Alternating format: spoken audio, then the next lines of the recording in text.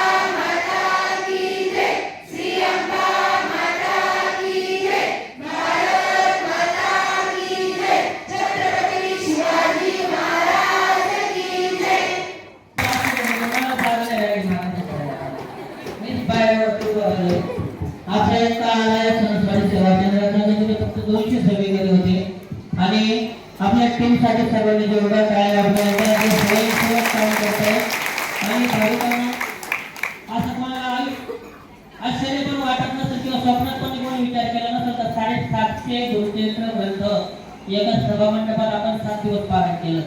आज पुढे ज्ञानेश्वरी पारायण असू द्या, बाकीचे ग्रंथ असू द्या, कोणत्या गोष्टी असू द्या, संख्या किती असते आपल्याला सर्वांना माहिती. परंतु आजच्या या सरस्वती नगरीचं जेवढं कौतुक करावं तेवढं थोडं आहे की आपण एवढं जबरदस्त आनंद घेतला 4 दिवस आणि हे गुरुचरित्र पारायण आपण सर्वांनी पूर्ण केलं.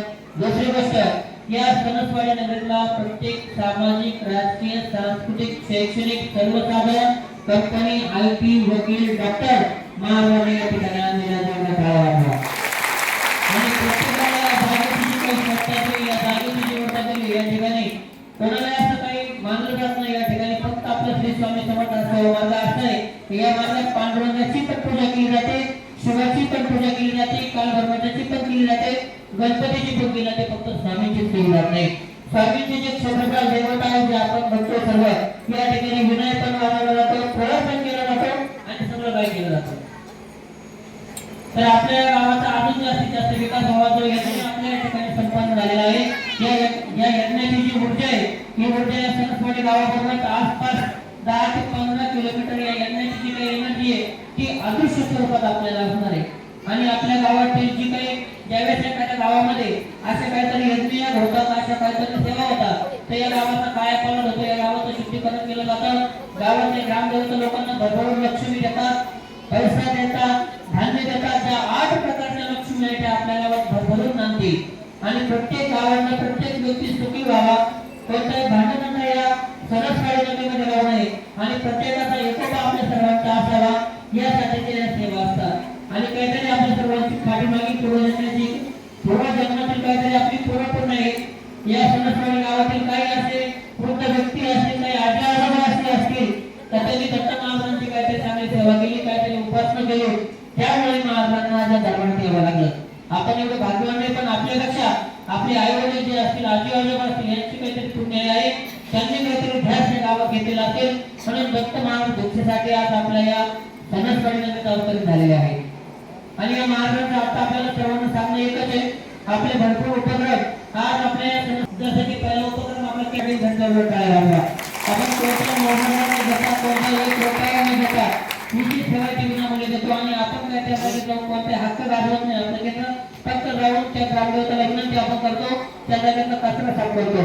सगळे मंदिरं स्वामी कृपेने आपण इथून पुढे की त्यांची स्वच्छता करणार आहोत आणि गावातील सर्व मान्यवर या ठिकाणी आलेले आहेत. तर सर्वांना विनंती आहे की आम्हाला आमचे जे काही युवा टीम आहे या टीमला आपण परमिशन द्या की त्या ठिकाणी जे काही गावातील मंदिर असतील त्याची स्वच्छता असेल, केरकचरा असेल, ती आमची टीम महिन्यातून असेल 2 महिन्यातून एकदा येऊन त्या ठिकाणी ते स्वच्छ करेल. म्हणजे जर ग्रामदेवता खुश, एखाद्या गणपतीच्या मंदिरात लाईट लागलेली असेल, तिला जर भग्न तुटलेली मूर्ती असेल तर गावावरती खूप मोठं संकट येतं. जर हनुमानाची मूर्ती भगलेली असेल, तुटलेली असेल, त्या जागी काही दोष क्रिएट झालेला असेल तर तो गावाला त्रास होतो. तो त्रास न होता आपले मंदिरही खूप छान आहे, लाईट व्यवस्था खूप छान आहे. आता आपल्याला भक्ती करायचंय त्या मंदिराच्या ठिकाणी जाऊन फक्त एक चूक आपण सर्व करतो, कोणत्याही दिवशी कोणत्याही सण असेल भाविकांना फक्त एक सांगतो आपल्याला 1 मिनिटात आणि बंद करतो. एक आपण आध्यात्मिक असा, आपण वैज्ञानिक असा, पण थोडं श्रद्धेने काही गोष्टी बघा. कोणत्याही सणाला आपण काय करतो, त्या मंदिराच्या ठिकाणी जातो, छोटे छोटे नैवेद्य बनवतो आणि तिथे घेऊन दाखवतो. आता सणसवाडीमध्ये कमीत कमी 10-15 लाख लोक राहते, समजा आणि 20-30 हजार लोक आले की तिने ते पोरे बाहेर टाकले आणि ते आम्ही फेकून दिलं तर देव पावलं नाही का आपल्याला तरी ते चांगले आपण भरून घेऊन जातो, तिला त्या देवाच्या समोर टाकून देतो.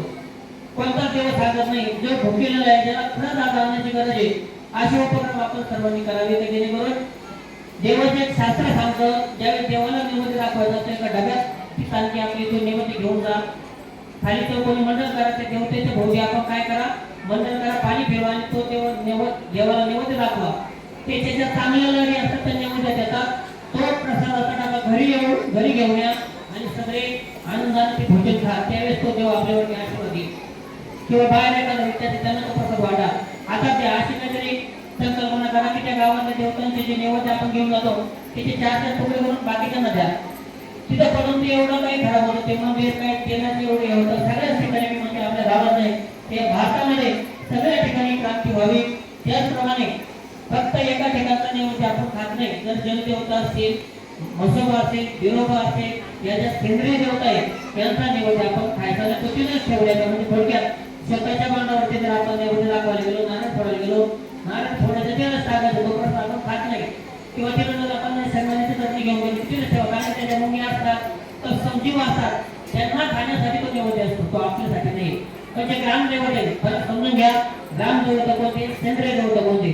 सेंद्रिय देवताचा नैवेद्य खात नाही. जलामध्ये आपण नैवेद्य टाकू शकता, कारण की जगात जे मासे असतील, किड्या मुंगी असतील, त्यांना तो नैवेद्य लागतो. म्हणजे तो नैवेद्य आपण नाही खाला तर त्याला तो त्यांना असतो. काही काही आजी म्हणे एक दिवसाला तूच म्हणला होता मला की मसोबाला तो मसोबाला खाऊ नका, तो तिथेच ठेवा. फक्त त्याच्या गावातला देवता आहे त्यांचं आपण लगेच आपल्याला सर्वांना जो काही मेन प्रसाद आहे देवताचा, एकोणास देवताला तो नैवेद्य दाखवला, त्याचा चुरा करून तो नैवेद्य आपल्याला वाढला जाईल, तो सर्वप्रथम खायचा. एक भजन घेऊन आपण मस्तपैकी तो नैवेद्य खायचा. आपला कालचं जे पारायण आपण पूर्ण केले 7 दिवसाचं, आणि जो कालचा उपवास पकडला आहे त्या उपवासाची सांगता आपली सर्वांची होईल. तर हे त्याचं नियम सर्वांनी लक्षात ठेवा. असे सर्व मान्यवर आपल्याला या मंदिराला लाभावे, आपण सर्व भाविक यावे अशी या ब्रह्मांड नायकाची विनंती करू. आजचं जे काही गाण आहे, आता मी कोणाचाच नाम उल्लेख वकील असेल बरोबर आपल्या केंद्रासाठी दिलेलं आहे, आणि या सत्तेसाठी पण दिलेलं आहे. जेवढ्या काळ्या वाजवायचं आहे त्याला काही नाम उल्लेख करायला खूप सुंदर असे जे आगमन आहे ते आपल्या केंद्रात आगमन झालेले आहे. आपण आगमन कधी दिसते करत नाही, कारण की काम ह्या कामाच्या त्या कामावर समजू नये. परंतु एखाद्याच्या मनात अशी शंका असेल या केंद्राचे काय व्यवहार चालतात, त्या व्यवहाराची जी खूप पावती असते ती आपले ते सगळे रेकॉर्ड आपल्याकडे आहे. कोणत्याही दिवसाचं रेकॉर्ड आपण हिरे साहेब असतील, स्वामी साहेब असतील, यांना त्या दिवसाचा विचारा. या केंद्रातून जी पावती दिली जाते ती जीएसटी प्रमाणितच पावती दिली जाते. कोणतीही डुप्लिकेट पावती आपण देत नाही. आपले सर्व व्यवहार हे श्री गुरुकुलपीठ त्या आजींसाठी पूर्ण टाळ्या वाजवा. आजी अशी 7 दिवस आजी नसल्या आणि आज त्यांचे विचार आलेले आपल्या 6-7 आजी जबरदस्त नाही. आता आम्ही सांगितलं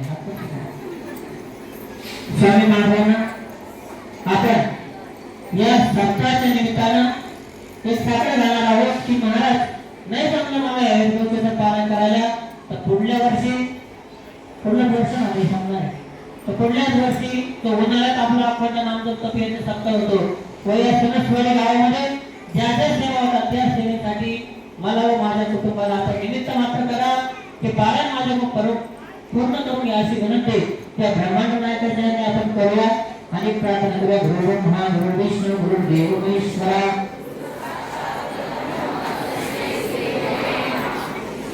स्वामी समर्थ महाराज की जय. श्री गुरुदेव दत्त श्री त्र्यंबकेश्वर महाराज की जय. गंगा गोदावरी माता की जय. सद्गुरु परम पूज्य मोरे दादा की जय. श्री स्वामी समर्थ माऊली की जय. भारत माता की जय. छत्रपती शिवाजी महाराज की जय. धर्म की जय हो. धर्म की जय हो. धर्म का नाश हो. धर्म का नाश हो. प्राणियों में सद्भावना. प्राणियों में सद्भावना. ईश्वर का कल्याण हो. ईश्वर का कल्याण हो. भारत माता की जय. आता फक्त सगळे 2 मिनिटं बस आपली नियोजन की बैठक व्यवस्था निघून जातील फटाफट. एक मिनिट हो, एक मिनिट एकच मिनिट थोडं मला एकच मिनिट हॅलो 2 मिनिटं बसून आपल्या स्वामी समर्थ केंद्राचं काम खरोखर महान आहे. पण दत्ता भाऊ, एक शंका मला एका महिलेच्या पतीनं सांगितली. आमची पत्नी जप करत बसते आणि पोराच्या हातात मोबाईल देते, तर त्या पोराला मोबाईलचं व्यसन लागतं. माझी कृपया विनंती आहे, नवीन पिढी घडवायची असेल तुम्ही जप नक्की करा, पण पोराला घेऊन करा. पोराच्या हातात मोबाईल दिलं तर तुमचं अख्खं भविष्य मला वाटतं अंधारात असेल. तुम्ही कितीही जप करा, म्हणून पोराच्या हातातला मोबाईल सोडवा, तरच भविष्य. धन्यवाद. स्वामी समर्थ केंद्रातील आरतीचा हा व्हिडिओ आपल्याला आवडल्यास लाईक शेअर सबस्क्राईब करा. सॉरी